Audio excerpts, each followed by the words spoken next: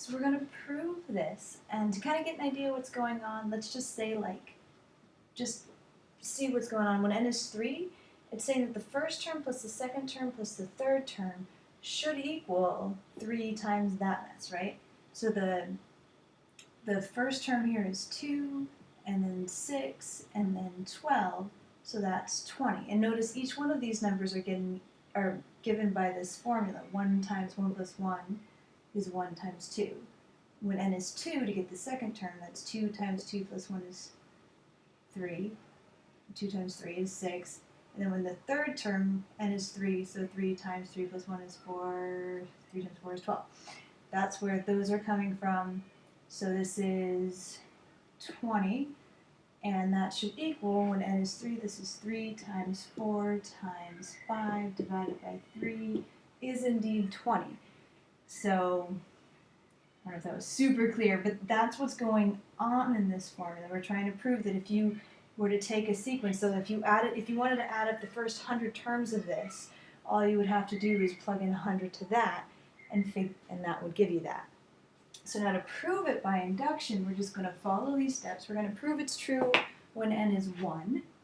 So when n is 1, the left side is just this first term should be 1 times 2. Remember, we got that when we plugged in 1 to here. 1 times 2 is 2. And then the right side is when n is 1, I have 1 times 2 times 3 over 3 is indeed 2. So that checks out. Our next statement is easy. We're just going to assume it's true when n is k. So we're going to assume that this statement works for some integer k. So I'm just going to rewrite the original statement with k's instead of n's. Now, the third statement is where I have to do my work. I want to show that it works for k plus 1.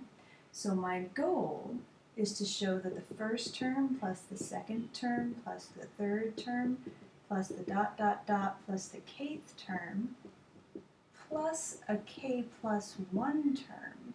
So plugging in k plus 1 for the k's on the left side should equal k plus 1 plugged in on the right. So k plus 1 times k plus 1 plus 1 times k plus 1 plus 2 all divided by 3. Now that's really messy, but this is our goal.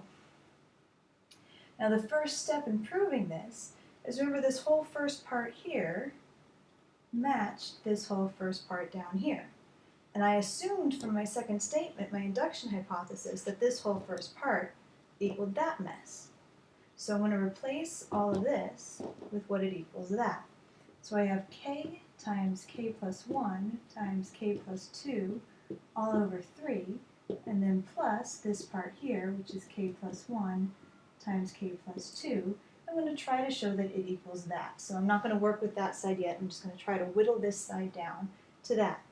And now it just becomes algebra, because all I have to do is get a common denominator. If I multiply by a fancy form of 1, 3 over 3, I get my common denominator so I can add the numerators. Now instead of foiling this all out, I used to do that when I first did these. No.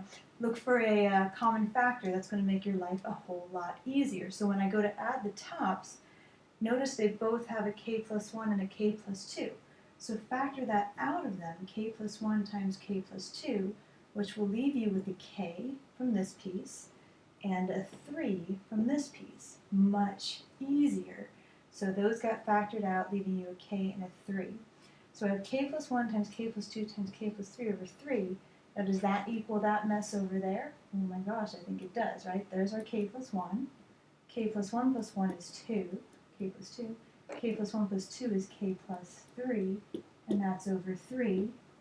So this equals that, which equals that, and that proves it. So that is our proof by induction. Thanks.